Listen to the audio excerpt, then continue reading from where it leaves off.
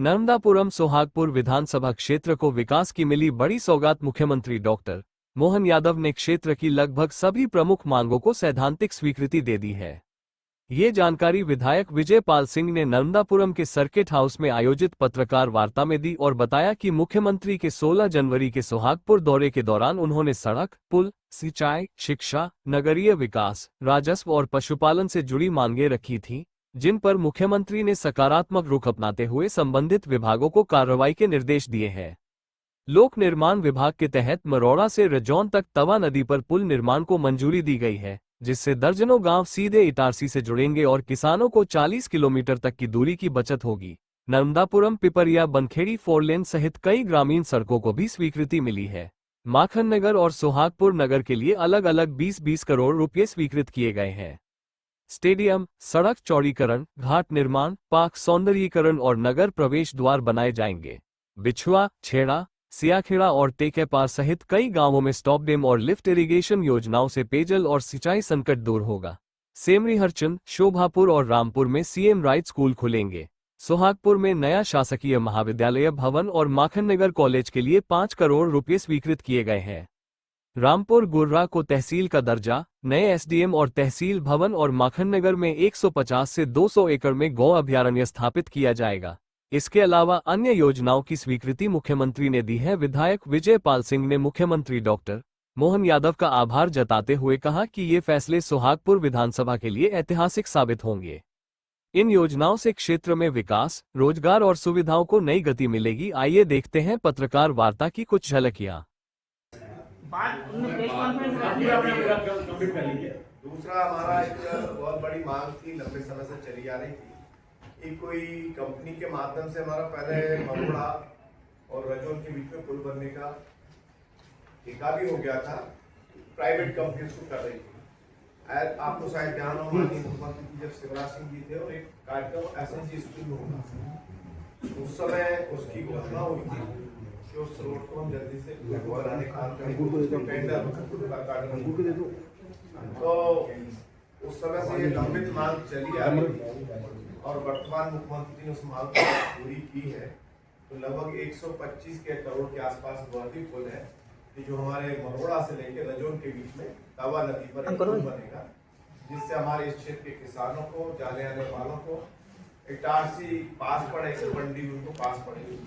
125 करोड़ रुपए का ये पुल भी हमारा एक तवा पुल नदी पर स्वीकृत हुआ है। दूसरा, हमारे सोहागपुर में कोई शासकीय कॉलेज नहीं थी, जिस कॉलेज की लंबे समय से मांग चली आ रही थी और चुनाव के समय में पूर्व मुख्यमंत्री जी ने इसकी घोषणा भी की थी कि हम इसको जल्दी से जल्दी करेंगे। अभी हमारे 16 तारीख को माननीय मुख्यमंत्री जी ने इसकी घोषणा की है और वह भी हमारी स्वीकृति प्रदान पीजी कॉलेज रहेगा। हाँ, कॉलेज रहेगा। माखनलाल चतुर्वेदी महाविद्यालय जो हमारा माखननगर में है, उसमें पहले कुछ हमने नई बिल्डिंग बनाई थी, उसका उद्घाटन हमारे जब उच्च शिक्षा मंत्री थे सम्मानीय मोहन यादव जी, उस समय उन्होंने उसका लोकार्पण किया था। कुछ कक्षों की डिमांड थी, उस समय से हमने उसकी स्वीकृति दी थी। शिक्षा मंत्री रहते स्वीकृति दी थी, लेकिन वर्तमान में उन्होंने अब हमें 5 करोड़ की फिर स्वीकृति दी है। माखननगर में और अधिक बच्चों की सुविधा हो जाएगी। एक बड़ी समस्या किसानों की निरंतर चलती थी कि जो सीमांकन वगैरह है, पहले मुनारे हुआ करते थे।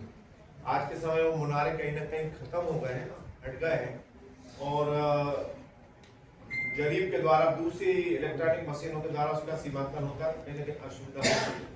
उसमें नक्शों में कोई ना कोई दिक्कत है, जो एक मिसल सीट कहते हैं, मिसल सीट में गड़बड़ी है। उस मिसल सीट को सुधार करते हुए किसानों के जो नक्शे सही हो, नक्शे हो जाए तो संपूर्ण हमारे जिले में ये प्रॉब्लम है। माखननगर ब्लॉक में तो है, उसकी भी उन्होंने स्वीकृति दी है। दूसरा, हमारे रामपुर तहसील टप्पा बने, उसके लिए भी उन्होंने स्वीकृति दी है। तहसील टप्पा हम बनाएंगे और करेंगे। हमारा सोहागपुर में एसडीएम कार्यालय पुराने जमाने का, उस एसडीएम कार्यालय की बिल्डिंग बने, उसकी भी स्वीकृति दी है। ऐसे ही माखननगर में तहसील कार्यालय भी पुराना है, तो उसकी भी स्वीकृति उनको प्राप्त हुई है, वो भी हम जल्दी से जल्दी बनाएंगे। गौ माता के संरक्षण के लिए फार्म हाउस की जगह थी, हमने डिमांड की कि यहाँ पर एक गौ माता के संरक्षण के लिए एक बड़ी गौशाला खुले, तो वह भी अनुमति उन्होंने पीपी बोर्ड पर देने की घोषणा की है। उसको भी जल्दी से जल्दी बनाएंगे जिससे गौ माता की सुरक्षा हो सके। फिर हमारे एक क्षेत्र छेड़का वाला 3-4 गाँव ऐसे हैं जहाँ पर पीने के पानी की आवश्यकता भी होती है। मैं तो निवेदन करूँगा एक बार आप जाइए, जब मैं विधायक नहीं बना था उसके पहले हमारे बिछुआ, सियारखड़ा, छेड़का, सहरा, ये कुछ गांव ऐसे थे कि उनमें जाना भी मुश्किल होता था, लेकिन नदियों पे पुल 3-3 बड़े पुल बनाकर इन गांवों को पहुंच मार्ग से जोड़ा। अब हम वहाँ पहुंचे तो पानी का पता लगा कि वहाँ पीने लायक पानी आज की स्थिति में भी नहीं है। हमने करीब 12 किलोमीटर दूरी एक नया गाँव है, वहाँ से बोर कराया, बोर करा के पाइपलाइन डाली, और पाइपलाइन डालने के बाद पहले हमने टंकी के द्वारा पानी पहुँचाया था। एक टंकी रखते थे, वह नल लगा था, उसके द्वारा तो पानी प्राप्त होता था।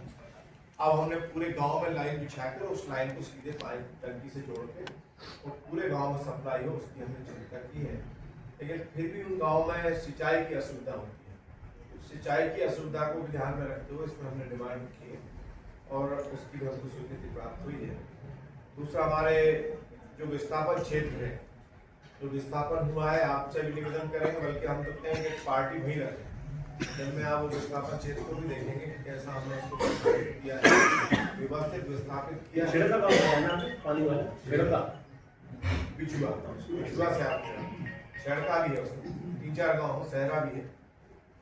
तो उनके लिए नहर की हमने एक प्लानिंग कर बनवाई और नहर की व्यवस्था करने के लिए एक लिफ्ट एरिगेशन योजना बनवाई।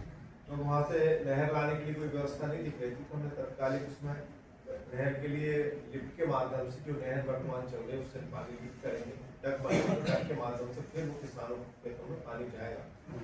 तो जितने 50-60 गाँव हमारे विस्थापित हुए हैं उसकी भी योजना करीब 120 करोड़ की बनी है, और वह भी SFC पर रखी है।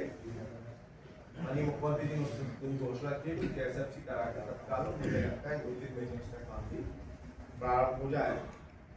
पानमरी बिलखेड़ी में भी बाढ़ जब आती थी तो बाढ़ के समय दिक्कत होती थी कि बाढ़ आई, गाँव में सीधा पानी घुसता, तो बाढ़ आने के कारण रेत खेत का और रेत का लेवल एक हो गया, उसके कारण बाढ़ जल्दी आ जाती है और हर साल किसानों को बड़ी मात्रा में मुआवजा देना पड़ता है। तो मैंने उस समय एक जापान की कंपनी है, जापान से वो कंपनी के लोग आए थे, उन्होंने सर्वे किया था, और सर्वे के माध्यम से यही रेत जो रेत वहाँ पड़ी है उस रेत का ही